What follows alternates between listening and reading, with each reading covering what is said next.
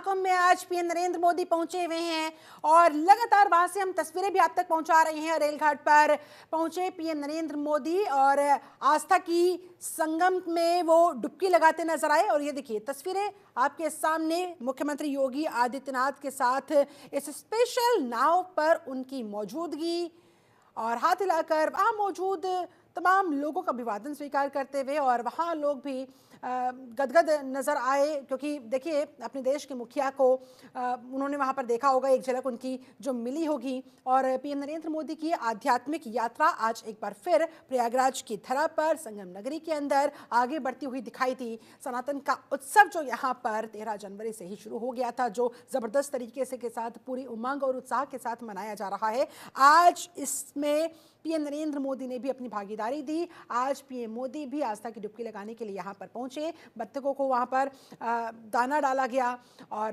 Special नाव में सवार होके वहाँ पर सारा स्थिति का जायजा लिया गया। और मुख्यमंत्री योगी आदित्यनाथ लगातार उनको बात करते हुए हमने देखा, बता भी रहे थे वहाँ की सारी चीज़ों के बारे में, सारी व्यवस्थाओं के बारे में जानकारी भी दे रहे थे।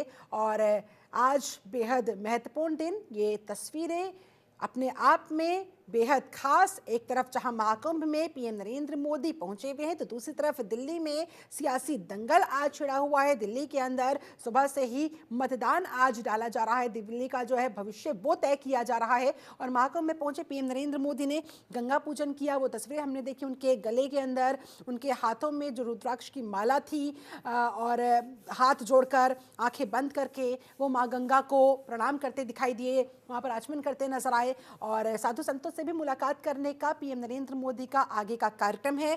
साधु संतों से मुलाकात करेंगे, उनसे आशीर्वाद लेंगे। और जाहिर तौर पर अमित तिवारी जी, आज आशीर्वाद इस बात का भी लिया जाएगा कि यूपी की मिल्कीपुर में और दिल्ली में जो 27 सालों का सूखा बीजेपी का है, कहीं ना कहीं माँ गंगा वहाँ भी आशीर्वाद दे दे।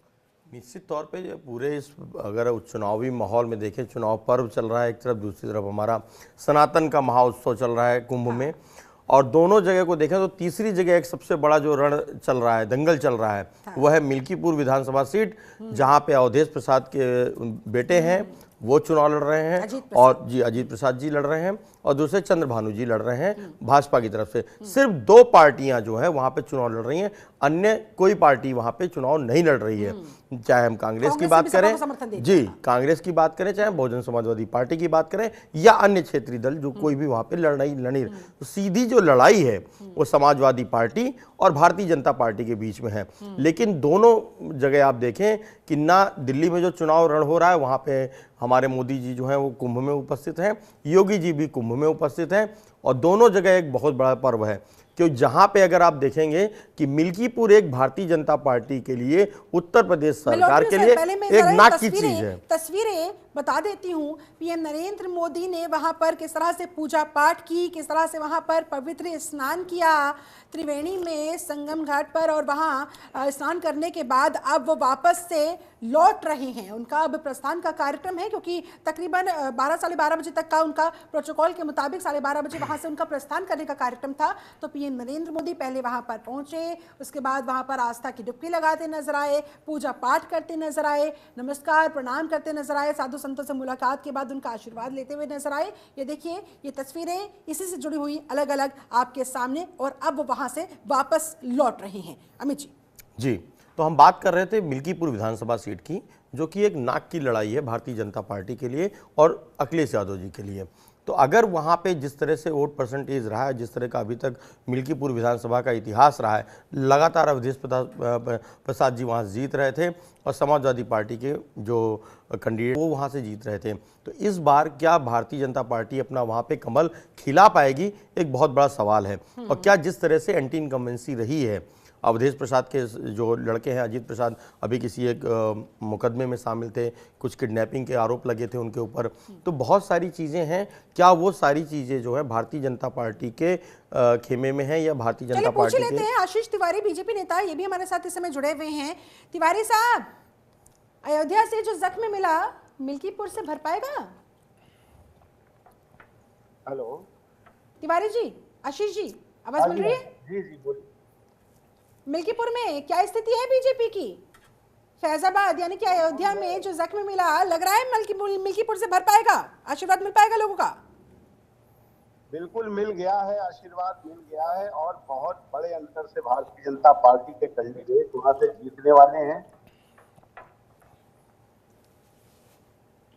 बोलिए जी, मैं कह रहा जी। हूं कि आशीर्वाद वहां पर जनता का लगातार मिल रहा है और भारतीय जनता पार्टी के कैंडिडेट वहां से बहुत ज्यादा मतों से जीत कर आने की उम्मीद है और जी। ये एक रिकॉर्ड भी होगा। अब तक की जो भी टोटल 10 विधानसभा में जो उपचुनाव हुआ है उसमें सबसे ज्यादा वोटों के अंतर से जो जीत कराने वाले हैं वो मिल्कीपुर विधानसभा से हमारे जो कैंडिडेट हैं वो जीत कर आ रहे हैं। लेकिन नाक की लड़ाई यहाँ पर बनी हुई है, पूरा जोर यहाँ पर, नहीं, पूरी ताकत यहाँ पर समाजवादी पार्टी ने कोई लगा रखी है अजीत प्रसाद के लिए।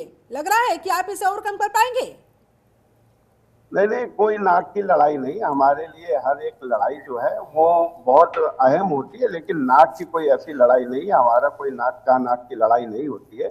हम हर चुनाव को चुनाव की दृष्टि से देखते हैं, लोग अपना उसमें सम्मान लगाते होंगे, लेकिन ये लोकतंत्र है। यहाँ पर चुनाव जो है वो प्रणाली कोई नाक की नहीं होती, हार जीत सबकी होती रहती है, तो उसमें कोई नाक का और आंख का मामला नहीं है। लेकिन हाँ, ये है कि महत्वपूर्ण सीट है हमारे लिए। तो जी ने कहा कि अब आप भूतपूर्व विधायक हो गए, तो अवधेश प्रसाद जी ने कहा नहीं साहब, मैं अभी मैं विधायक हूँ, अब भूतपूर्व नहीं हुआ। लेकिन तो उन्होंने एक मखौल में कहा कि ये आप सांसद बनने वाले हो, इसलिए मैंने आपको भूतपूर्व कहा है।